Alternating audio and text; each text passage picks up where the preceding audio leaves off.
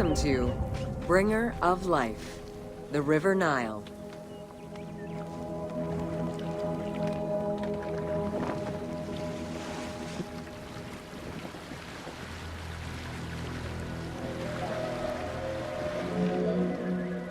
The ancient Egyptians called the dark, fertile soil of the Nile the Black Lands, and the surrounding desert was referred to as the Red Lands.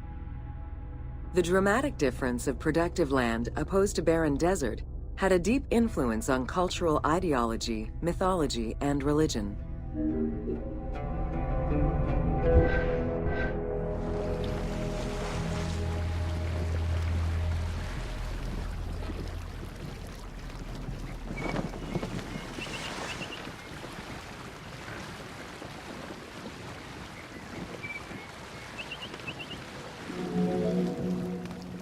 The Nile determined much of Egyptian civilization.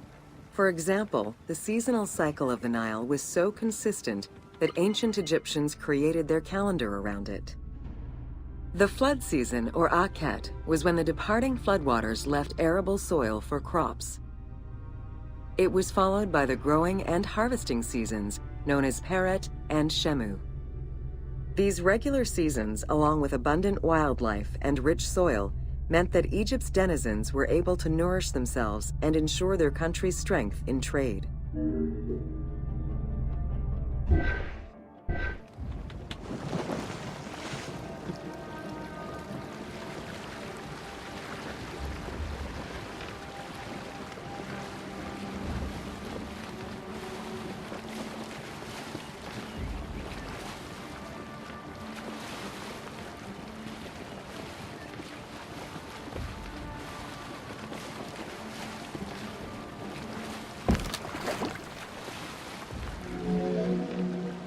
The River Nile, flowing from the south to the north, neatly traversed through both Upper and Lower Egypt. All of Egypt's major cities were built along this narrow ribbon of life. Protected by mountain ranges and deserts which acted as natural barriers to enemies, and sustained by the Nile's plants and wildlife, Egyptian civilization enjoyed economic and cultural prosperity for over 4,000 years.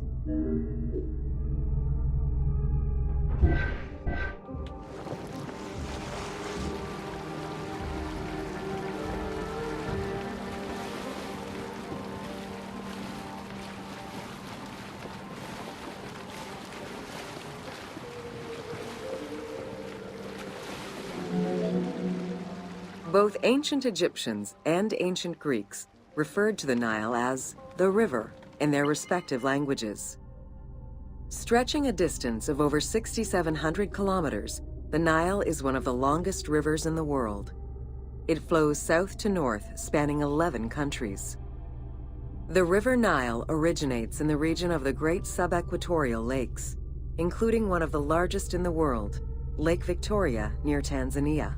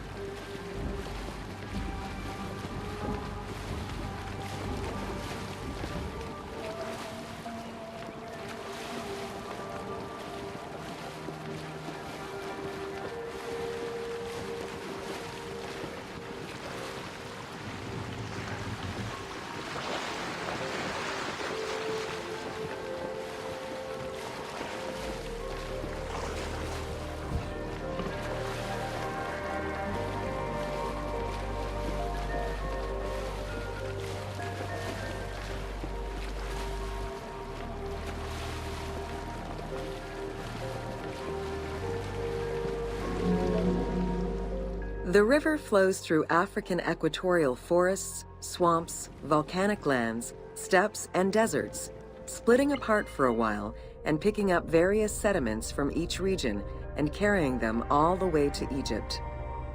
Its main artery, known as the White Nile, rejoins with the Blue Nile in Khartoum. This is where it weaves through rich deposits of silt and nutrients, carrying them along in its wake.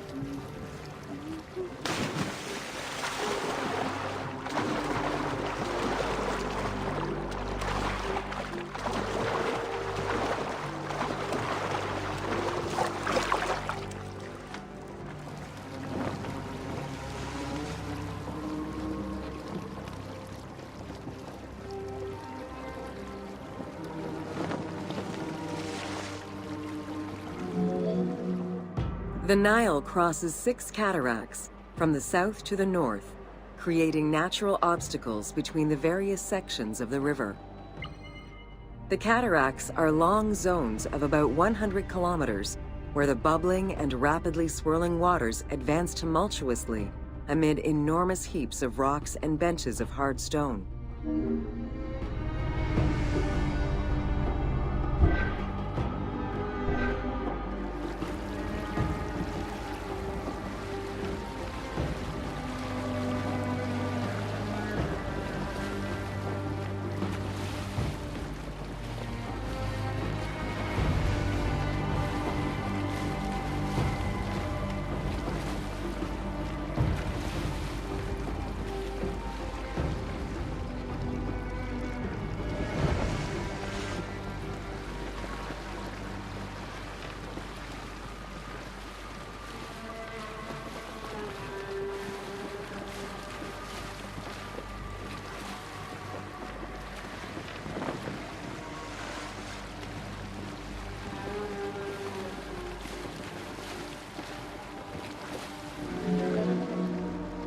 It is after crossing Nubia and the first cataract that the river officially returns to Egypt in Aswan.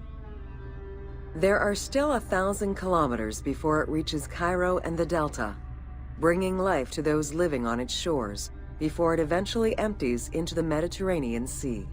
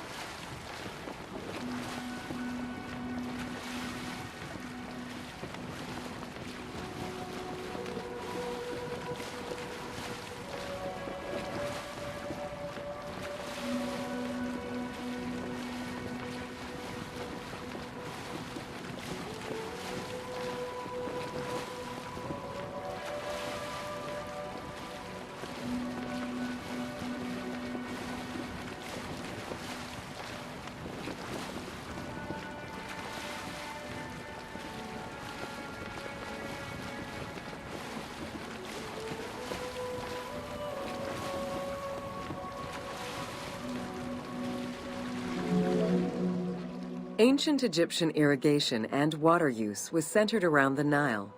However, they also had access to streams and rivers, as well as several large lakes.